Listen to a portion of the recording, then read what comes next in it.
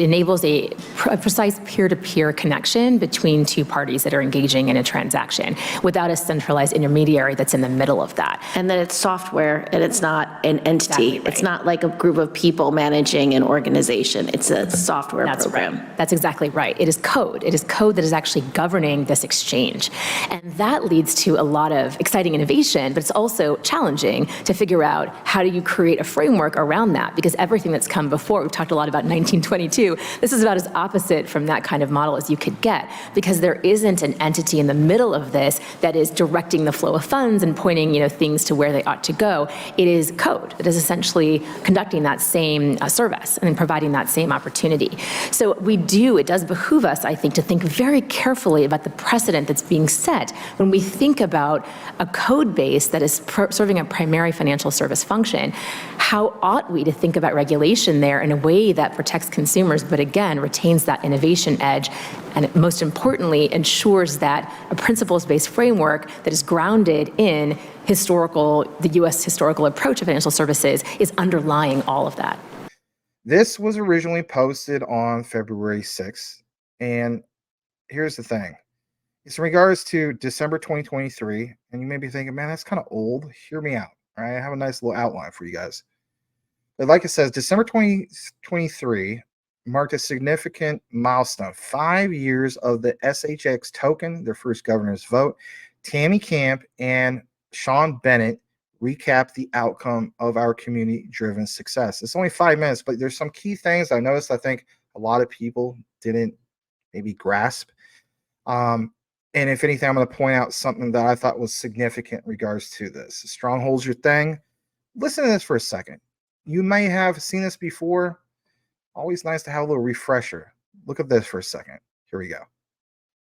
So that happened. That was our first ever governance vote. What do you think? How did it go? It was a really, really busy time for us. But I think all in all, it went really well for the first time that we've ever done this. Yeah, I was really surprised about how many people participated from our community. Like, it felt like everyone came out. And I think we even 6X'd our audience. Yeah, the numbers that we saw the community growing over the voting period as compared to just before it. I think it was about 6x the number of new members coming on board. Wow, that's amazing. Yeah, and one of the things I really liked that we got was a lot of feedback throughout the process, which we managed to incorporate some of it during the vote, and obviously it'll help us for the next one as well. So all in all, a really, really good first time.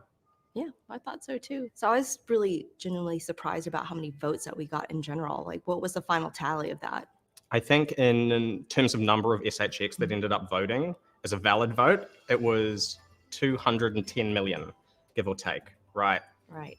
So tell me about what do you think we should do for the next one?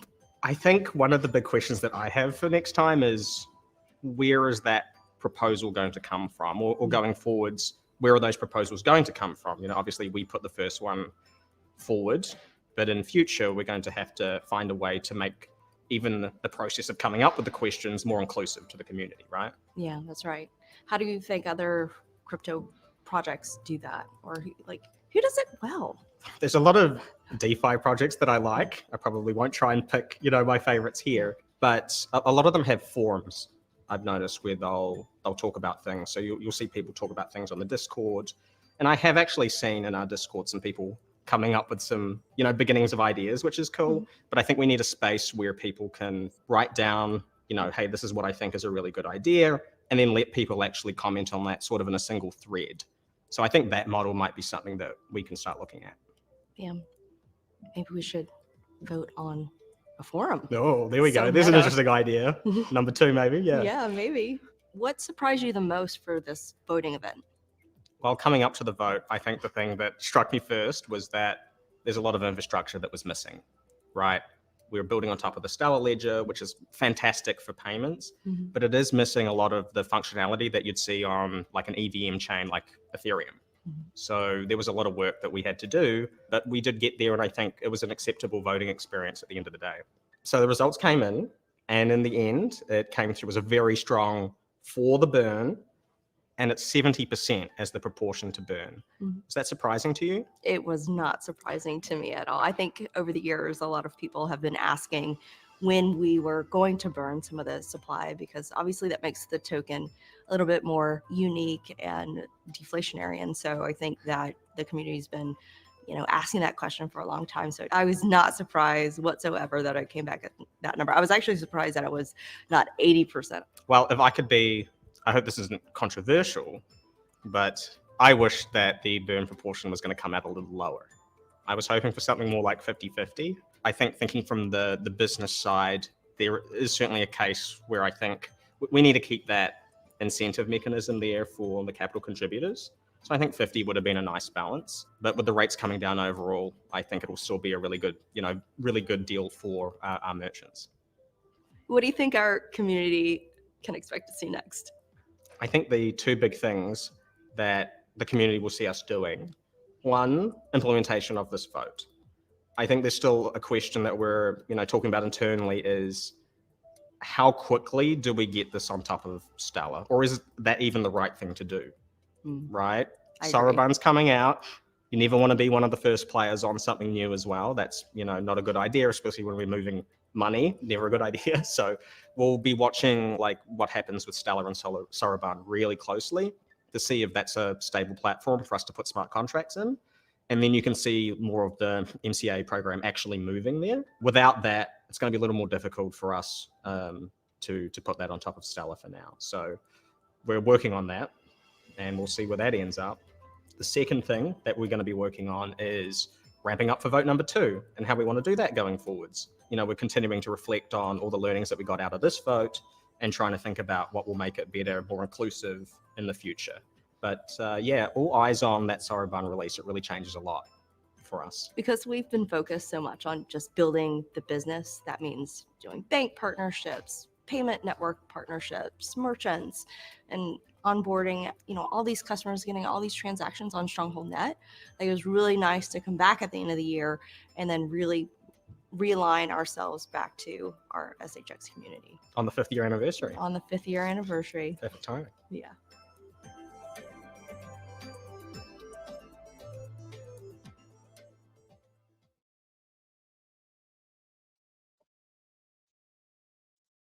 All right, so obviously very cool to share that. I want to share a little bit more in regards to this. So give me just a minute to pull this up.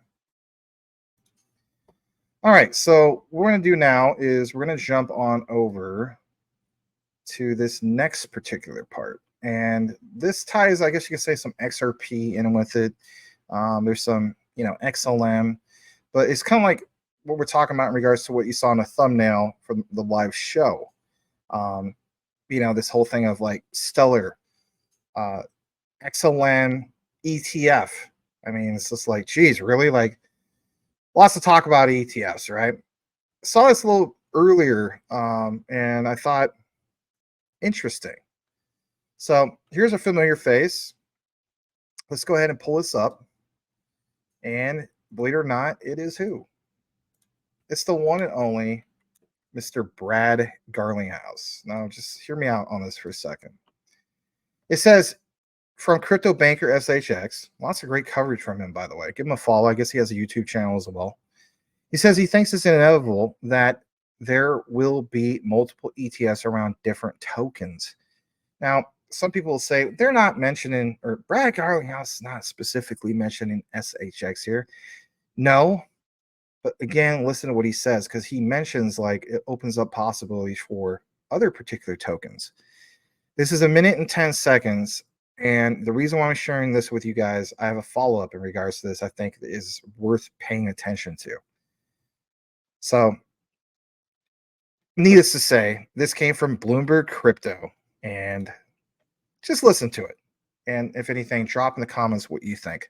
I do think this is a big deal. It says Ripple CEO hopeful for stable coin regulation from Bloomberg. Double check the volume. Here we go. So you would welcome an XRP ETF then? We would certainly welcome it, and I think it's inevitable that there'll be, multiple ETFs around different tokens. And I think you'll even see ETFs potentially around baskets that also, I think, further diversify that risk. Given there's so much excitement around the ETF dynamic here, are you in talks with the largest issuers, particularly BlackRock, to get this done? Well, I'm not going to comment on that. I know BlackRock has said some things publicly. We think it makes sense for the XRP community overall.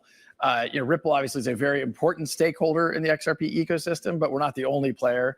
And look, we've seen, before the SEC lawsuit, XRP was the second most valuable digital asset. I think because of the headwinds of that lawsuit, we've now seen that largely abate.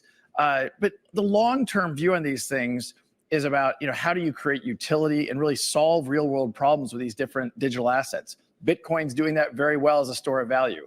XRP and its dynamics around being very fast, very efficient, and low cost on a per transaction basis makes it ideal for payments. And that's where Ripple really has leaned into as a company.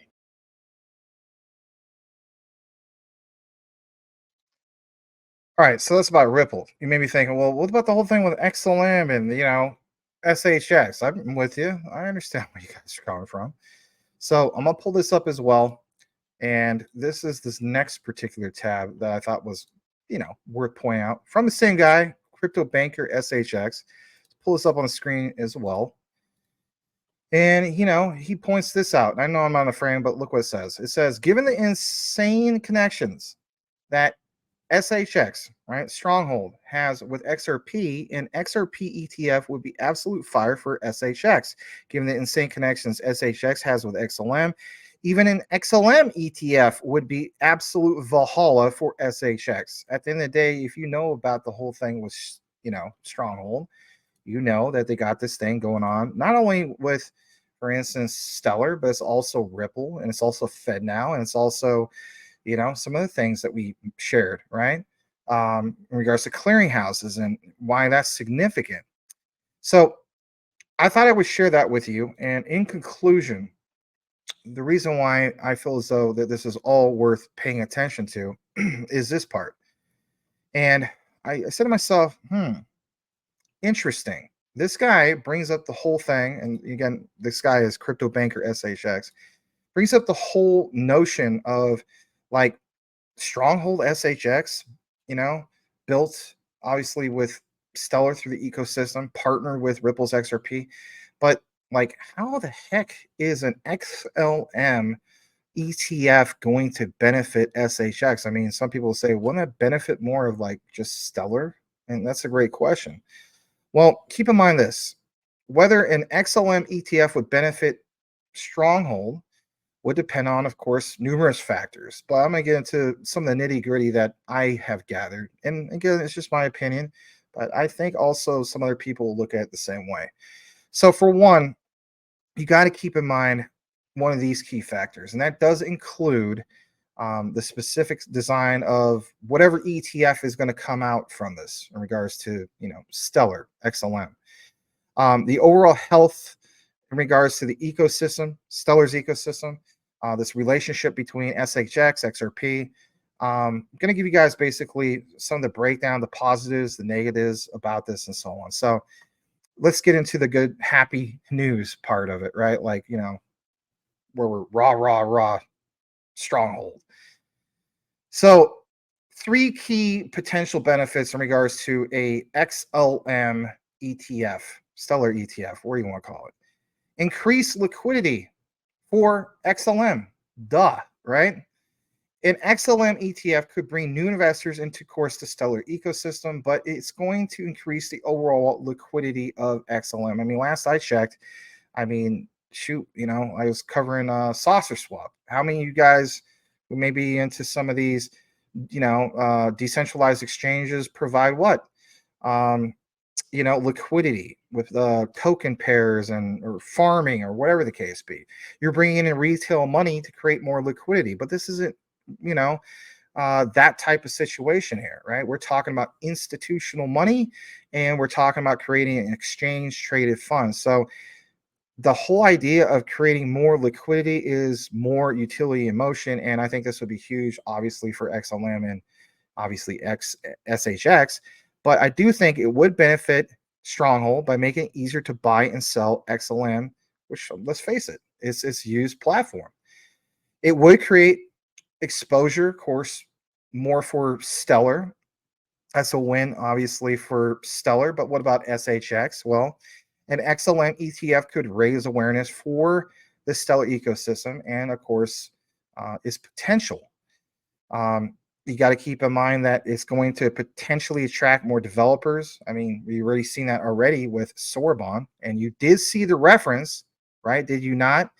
From specifically Mr. Sean Bennett from Stronghold. He mentioned, the whole thing of Sorbonne. So he realizes the impact of that as well and why that's so significant and why that's going to be so big. So, yes, I do agree. The ETF would potentially even attract that much more developers. And that would, of course, attract more of those type of developers and users to come to the platform. I mean, at the end of the day, it's a common goal. It's going to indirectly benefit Stronghold by creating a more robust and valuable Stellar ecosystem. It's a no-brainer. Now, the main highlight that I want to talk about in regards to all those benefits, because I mean, in reality, a lot of people know about these benefits. But what about this? What about arbitrage for SHX? Think about that for a second.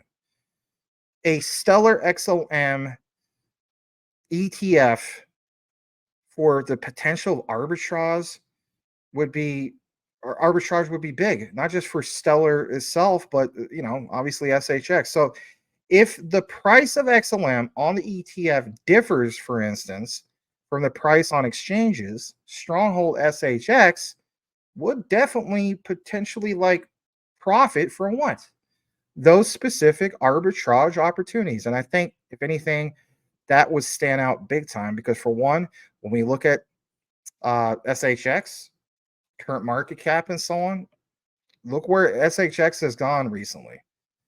Absolutely massive, right? Erase zeros, and then some of you guys is throw in like 400, 500 bucks, and now it's worth thousands and thousands of dollars. I mean, it's crazy stuff.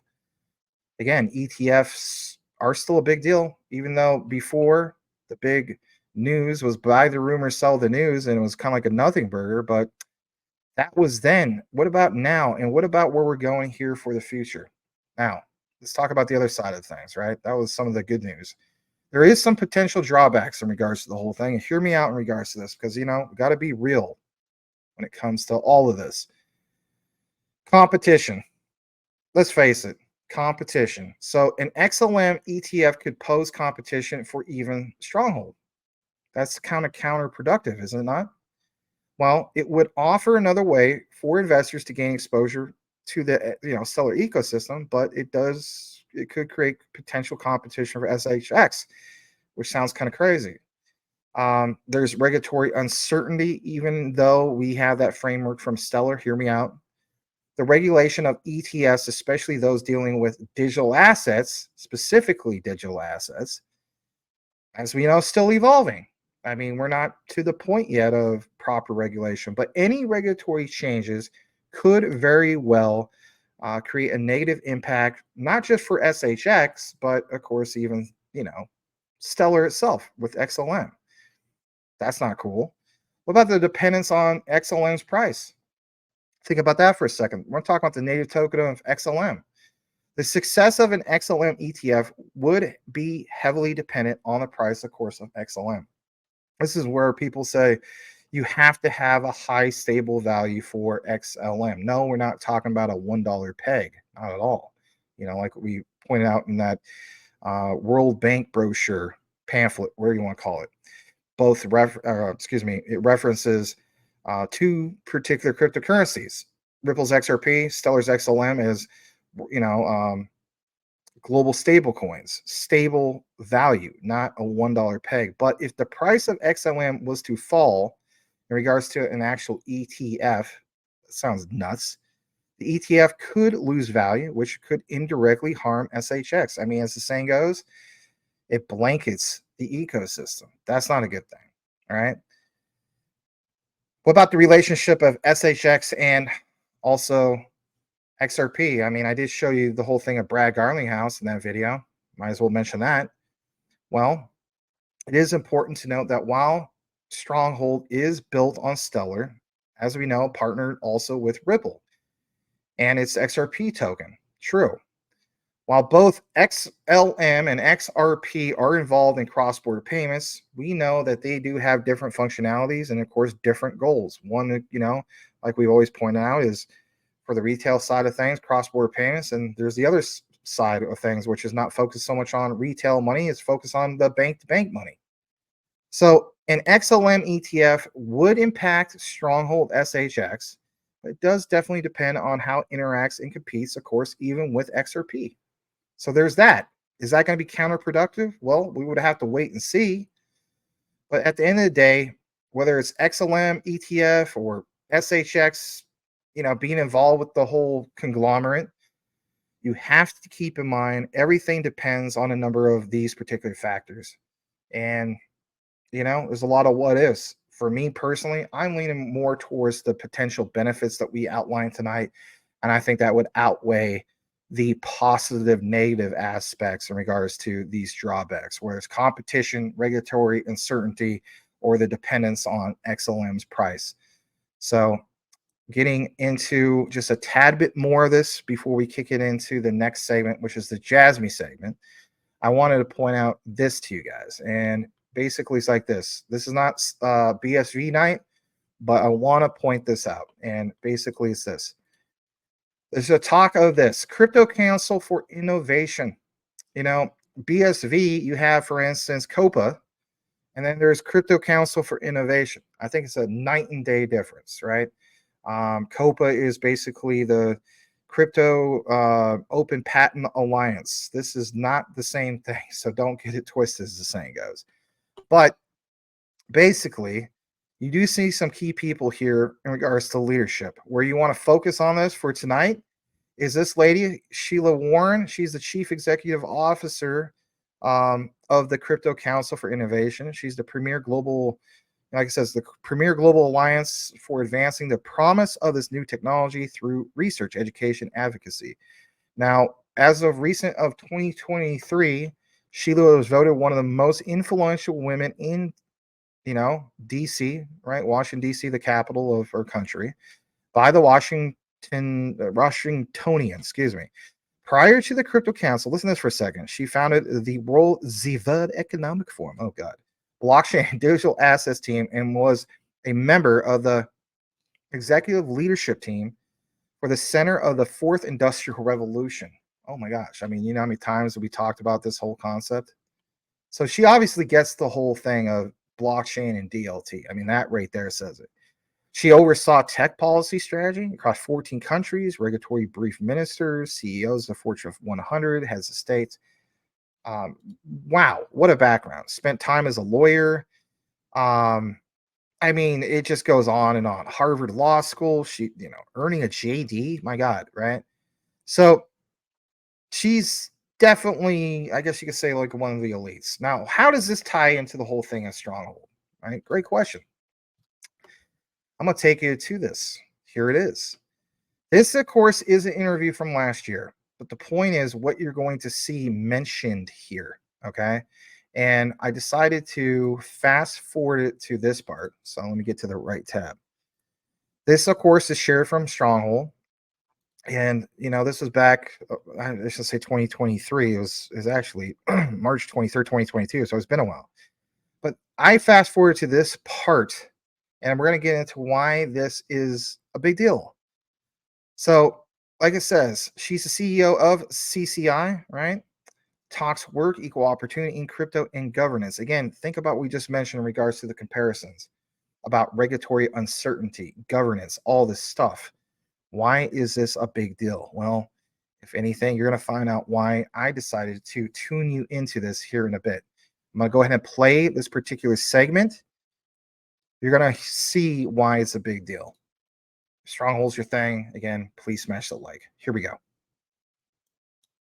Absolutely. So we're a global alliance of industry leaders we are thinking across the spectrum, across the world, how do we create evidence-based advocacy models? So some of that evidence we have to generate. Maybe it's detailed research, papers into national security, into cybersecurity, into privacy, into all these different kinds of concepts, energy, all these things that are really important. And then how do we use that evidence that we generate to advocate on behalf of users of crypto? So I really see myself as somebody who wants to speak for the voices of users of crypto. My members are a bunch of people, different companies that have a lot of users. We tend to be some of the leading user base in the ecosystem. And so the goal here is to say, how do we protect access and opportunity for people to actually use some of these services and products, and how do we make that broader? We focus on open permissionless decentralized systems. Decentralization is a core tenet of what we're here to preserve, because I think that we have to be practical about this. There are elements of centralization that come with human behavior. And sometimes when it's fully decentralized, like you see in some DAOs, there's toxicity that lives there. So we have to be mindful of that as well. Like I tend to think that, entropy is real, and I've seen Yellow Jackets. I understand kind of where things go when left to their own devices, the Lord of the Flies. Nevertheless, I think with some structure around some of these things, they are going to prove to be a tool of empowerment for a lot of people. And so the goal is to preserve the aspects of the technology that make that more possible and more likely, and then see, where time takes us. So we speak to, policymakers, regulators all around the world. We also speak to regular people, just kind of to say, like, here is why you shouldn't be afraid of this technology. You don't necessarily have to understand the technology itself, but don't be afraid of getting a wallet, trying some of these things. It's not going to be the terrifying thing you might think it is. That's right. It can be very intimidating because it seems very technical to some people, especially on the consumer level. It's spoken about that way. Yeah. Which is, Yeah. I think, a little unfortunate. Yeah. I don't know how my phone works. I use it all the time. That's true. I think there's going to be an evolution of that. So I think so. I think one of our core goals here at Stronghold, we are blockchain and cryptocurrency and payments company, but I actually think that when you cross the caption to women, to like having the adoption of like women having creating wallets and learning more about the technology, or just not even learning more about the technology, just using it, that's going to be just the chasm that we need to cross it to. I think so too. I think, we already know that women drive consumer decision-making in households, and that's true around the world. And I think there's a new generation coming of digital natives who are going to be crypto natives. So I talk about my 3 daughters a lot as girls who will be crypto native. Like, they will have a very different understanding of the engagement model. And I can fully expect my daughter, who's now 9 going on 13, to tell me, in the next decade, like, I can't believe you ever posted a photo to a platform. Like, what were you thinking, Mom? Like, how, that's crazy. You were just being scraped and exploited or whatever. I can completely see that kind of transition happening, because the way that they interact digitally, and it's just so fluid, and so it's become that for me because I'm in tech. But I think most of my law school classmates and others who aren't necessarily as tech savvy or tech forward, it's not as fluid for them. But they very much have they go online and then they go offline, right? Whereas for most of us who work in these fields, you're kind of fluid in your identity across these things, and that's becoming more and more the norm. That's right. And then to your point is that it's going to be user facing, and it's going to be more and more the norm, but you don't really necessarily have to know how the technology works. Right. It's not like, we're on Facebook or Google and we ask them, hey, what's your database? Like, nobody knows what the answer of that is. And I think that maybe that's what we typically ask in this space. So it has some evolving of language that needs to happen to get more usability. Yeah, and I think that the bigger barrier to entry for folks is that they think they have to, like, what's a hard wallet? What's a cold store? How do I do? You're like, well, you don't really have to. It's okay. You don't really have to do any of that. So I do think that, again, as a society, we empower wealthy people to take more risks than people who don't have so much money. And so there's a reason this has started, I think, at the upper echelons of income and wealth in our society. You got wealth advisors now advising on crypto holdings as part of a diversified retirement portfolio, for example, right? But I think we need to really step away from that a little bit and say, okay, that's because Bitcoin has been very volatile. And so I think there were folks that were like, well, am I going to be savvy enough to know when to exit and when to enter and all that kind of stuff, right? So I don't lose a lot of value that's really, really critical to my family's well-being. It's like I can put some, I can dabble a bit in this, right? If you don't have that dabble ability, then I think we need to think about how are we creating the same opportunities for folks like that. That to me just has to be a priority. If we don't prioritize it as an industry, it's not going to happen.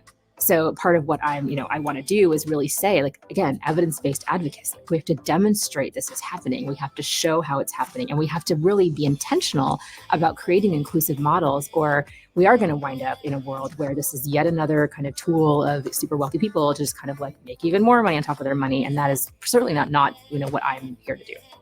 That's amazing work. Thanks. That's amazing. Listen, go Sheila. It's legacy, right? Like, Yeah, you think that's about good. what do you want to do? I'm at a That's point in right. my life Yeah, where I'm like, that's oh, amazing. like, what do I want to be able to say that I at least fought for? That's super impactful. Yeah. Thank So you. thank you for all the work that you do. Well, thank you for that. That's I appreciate amazing. it. Tell us more about you and what makes you tick. What drives the behavior in you to want to fulfill that mission? A great question. I think I'm bicultural. So I was born and raised in the United States, spent a lot of time in India, and saw a lot of really deep poverty just when I was visiting.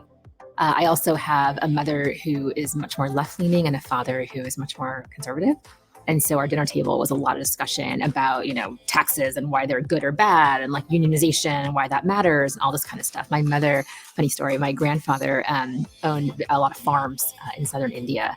And my mother was there like with the workers, basically like, union, whatever the equivalent of unionization was, like back in like the 60s in India, she was like all into it, So I had this very different, whereas my dad's like a Reaganite. So it has very, very different influences. And I can understand kind of those predilections, I think. For me, I think just seeing that not everyone in the world has the privilege that I had, and being intimately aware of what life would have been like for me if I did grow up in India versus growing up here. I'm lucky my parents were privileged in India. They were able to emigrate to the United States, right, during very restricted immigration laws. And just the flow of people, like who was allowed to come to the United States and who wasn't. All these things I think are really powerful. So for me in law school, I had the privilege of studying with Professor Lonnie Guinier, who recently passed away. She's a mentor of mine. And I took a class on critical race theory. And I really got to understand how nothing's accidental, how systems were really built deliberately. And either they were built deliberately to include certain folks or prioritize certain folks, or they were built deliberately to exclude others. And both those things are true. And I think the history of racial oppression in the United States is a very obvious example of that. So I sit on boards. I sit on a lot of boards thinking about equal justice, thinking about ACLU. I'm on the board of ACLU Northern California, thinking about people's rights and thinking about how do we create more empowerment in society. It's something that's been important to me throughout my entire life. So, and the studies I've done have kind of just, if anything, they've made that more powerful. And then coming into tech and just seeing at the time, like law even, and tech, they were such male-dominated industries. And just seeing, there were challenges. Like I had the credentials, I had the educational background and privilege to be able to enter those spaces and enter them with credibility. And I also was just a kind of person who, through a variety of things that happened in my life, I had a lot of confidence and I wasn't overly burdened by what people thought about me in those spaces, right? I was happy to be in those spaces, and I wasn't ever afraid of speaking up for people more like me in those spaces from the beginning of when I entered them. But I think that that's unusual, and I recognize it's unusual.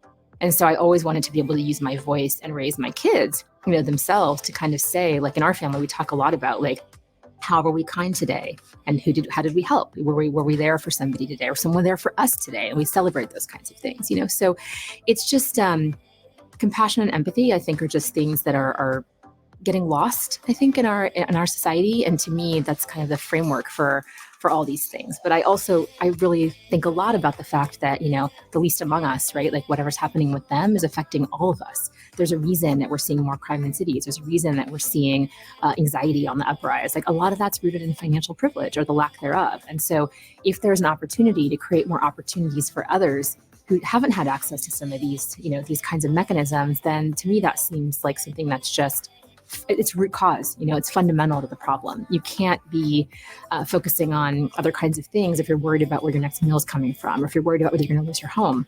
So I don't know, to me, it's been my entire life. And this just seems like the latest instance of something where we have this unique once in a lifetime, once in a generation chance to build a better system. So why wouldn't I put my all and all my energy into trying to see that come to fruition?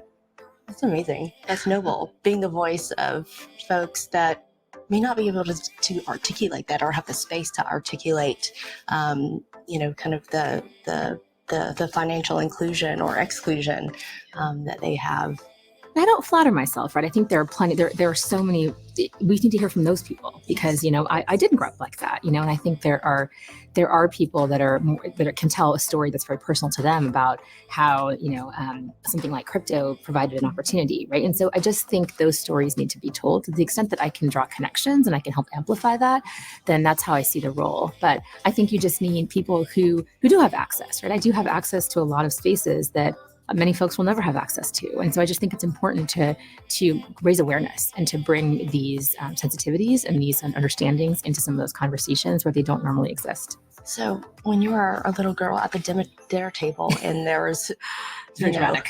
Very dramatic, yes. Sounds like people with two on opposite spectrums of political spectrum, but still were in love. Yeah, I mean, we were certainly a family. There was never any question about that. But I mean, that's pretty amazing. Vehement disagreement on these things, but that's super healthy because you got to see both sides of the story, right? I have seen the ability to forge alliances across differing political views. Right. Let me put it that way. Exactly. Right? Like I grew up with that. At the dinner table. I grew up with that almost every day. There was something going on. And so, it was powerful. And I think that, my parents responded to their immigration story very differently.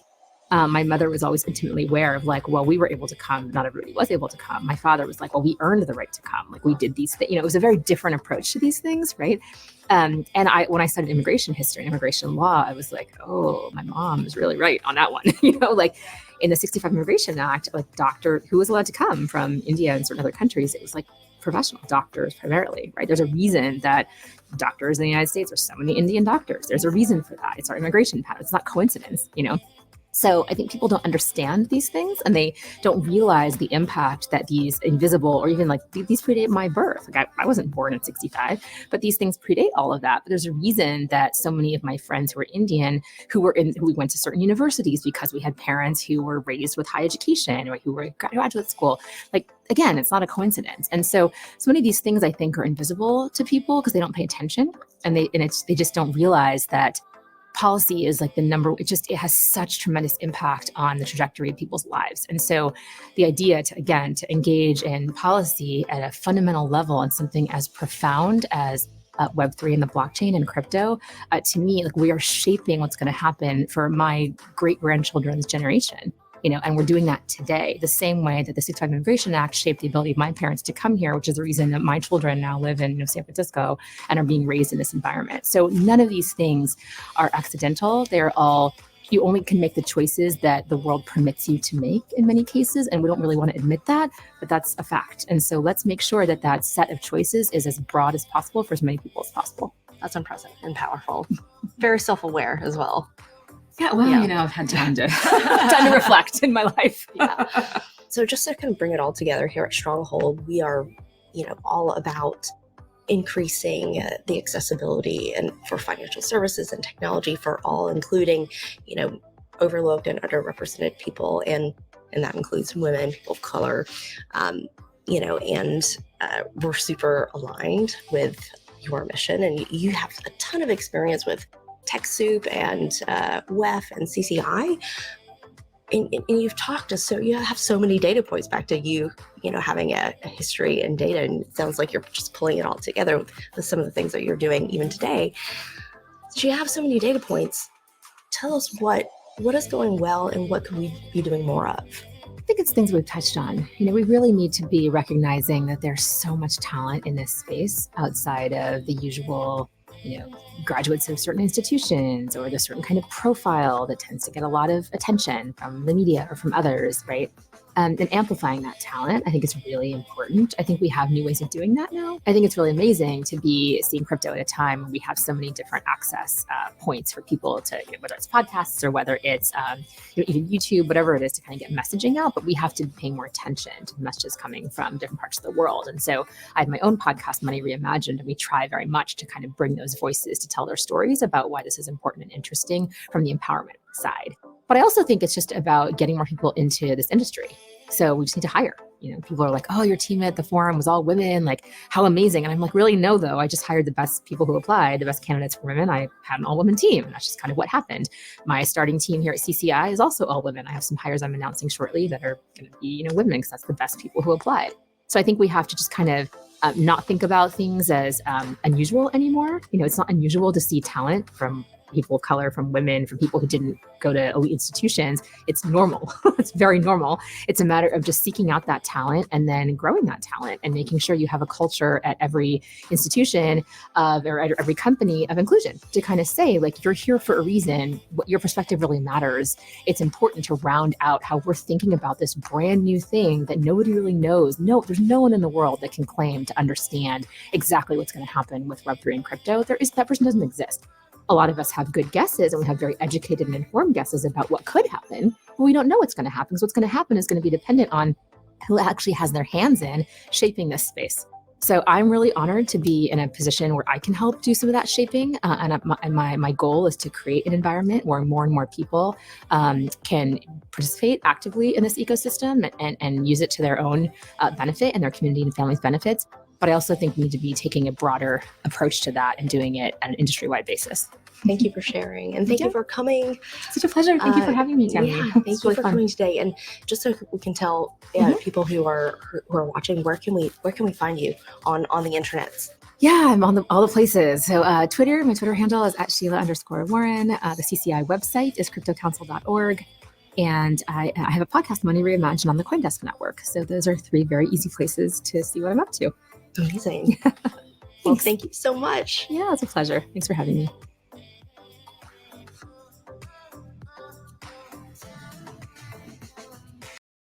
All right. So you heard quite a bit of the background in regards to this lady. And just in case you missed her name, she is CEO Sheila Warren of the Crypto Council for Innovation. Now, you guys who may be watching this on the record at some point, who never even heard about JASMY or don't know much about it, that's okay. One thing I always have talked about in regards to JASMY is the people who are the connectors, the people who are your plug, if you will. When we talk about policy makers, this lady is a huge, big deal for Stronghold, in my opinion. And obviously, you watch that segment, you'll understand that. It's who better to have as your not necessarily like a partner, but like an alliance, a strategic partner, if you will, I guess you could say, to help you to understand. As the saying goes, it's not what you know, it's who you know. This lady can be absolutely crucial for Stronghold moving forward because of her background. I mean, crying out, it has a JD, understands law, understands policy. So that's why I wanted to share that with you. And the other thing I wanted to get into in this conclusion, because I know this is kind of somewhat of a deep dive in regards to this, is the whole significance of who she is in regards to, the Crypto Council for Innovation, aka CCI. Why is the Crypto Council for Innovation a global alliance with leaders with a mission to demonstrate transformation for the promise of crypto and communicate benefits, right? Policymakers. This lady is a policymaker. It's the people that are involved with SHX, and this lady obviously stands out. So she's the head up of this whole thing of CCI, and I thought it was significant. I want to share it with you guys because regulatory clarity, I think, is going to come here soon. And you want to see some of these projects, especially lower market cap like SHX, continue to do big things, right? Well, if you have these connections to somebody like this, I think it's a big deal. Like I was talking about with JASMY, there's Genki Oda, right? Policymaker for Japan and so on. And that connection is crucial for JASMY. Well, what about SHX, right? Again, this particular lady, right, who is Sheila Warren. So, in conclusion, in regards to my research, CCI, in particular, particularly her, is a big deal for numerous reasons. So, it's the industry representation in regards to this, in regards to the Crypto Council for Innovation. This connection partnership and so on with SHX definitely brings together leading companies in the crypto industry, creates a unified voice to engage with policymakers, hence her and her connections and everybody that is connected with the Crypto Council for Innovation.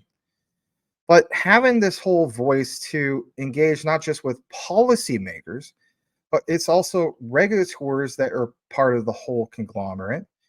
And basically, this representation can help shape regulations that will very well, foster innovation in regards to mitigating risks. I mean, at the end of the day, if we're trying to bring more of, full-scale mass adoption, well, the people say like, if we don't have proper regulations, that creates more risk, but it's mitigating the risk through the policymakers and so on, making things, paving the way for the future. By promoting this whole thing of CCI, they aim to educate policymakers. Think about that for a second. I mean, this lady has a JD, like I mentioned, in regards to her law degree, right? She's got a doctorate in law, especially from Harvard. But it's the regulators that are involved and explaining to even the public the benefits of the potential of crypto. I mean, say what you want. This doesn't sound like anything that's damaging, kind of like what COPA claims that they are, doing a good job in which, let's face it, not really. They're suppressing innovation. So I honestly think these guys are the opposite of COPA. But I do feel as though that this is going to help dispel what is referred to misconceptions and build trust in the technology. Like I said, Gilbert Verdi and Quant always talks about the internet of value and the internet of trust. You have somebody like this who understands law and policy. Well, that instills trust. That's a big deal. This lady is, I think, huge for SHX. All right, a couple more things we'll talk about. It creates global perspective. There's all sorts of different perspectives in regards to this, but CCI, which she represents, she's the head person, takes a global view of the crypto industry, and they help advocate, of course, for more of the policies that will very well benefit the entire ecosystem. And for SHX to be part of the Stellar ecosystem, that in itself is also big, not just for Stronghold, but also for Stellar moving forward. I mean, say what you want. For all we know, she could have been one of the people that was consulted from Stellar when it came to building this whole blueprint from that new white paper. We don't know that, but you want to know something? I want to put it past it. So this whole thing in regards to, the companies and the regions that are involved with this global perspective, you're going to see more people like her advocate for the whole concept of inclusive regulation. And think about that for a second. So CCI pushes for regulations that are fair, go to their site, transparent, and they also consistently promote responsible innovation. Think about that for a second, responsible innovation. They also recognize standards. So all these guys work together for a greater purpose, for a common goal. And I, looked at it from the perspective that I feel as though it can definitely help create a regulatory environment that supports the growth of the entire crypto industry, but especially ones that meet these standards and criteria for actual utility in motion and benefiting people, whether their background, like she was mentioning in that video.